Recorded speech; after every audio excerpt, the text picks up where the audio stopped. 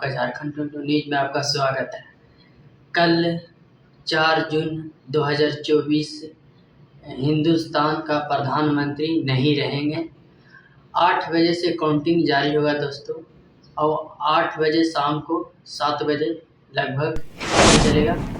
नहीं रहेंगे तो नहीं रहेंगे प्रधानमंत्री नरेंद्र मोदी हिंदुस्तान का।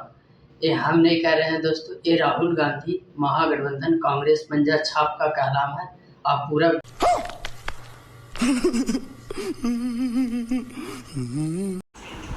2024 4 जून नरेंद्र मोदी हिंदुस्तान के प्रधानमंत्री नहीं रहेंगे।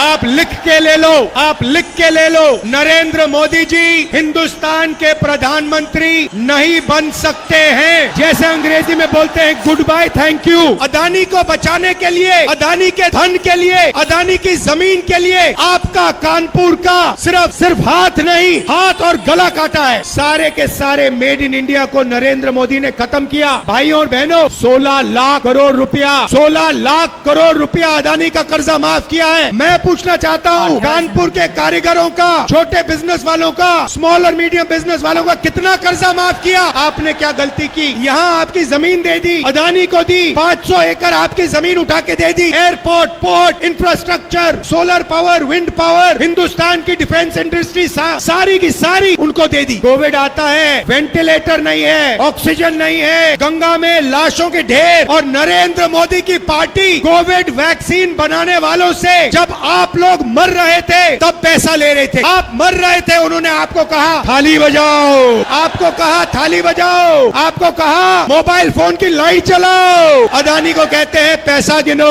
टेम्पो में भेजो मुझे। तो मोदी जी अगर अदानी और अंबानी काला धन देते हैं तो आपने उन पर सीबीआई ईडी की इंक्वायरी क्यों नहीं कराई?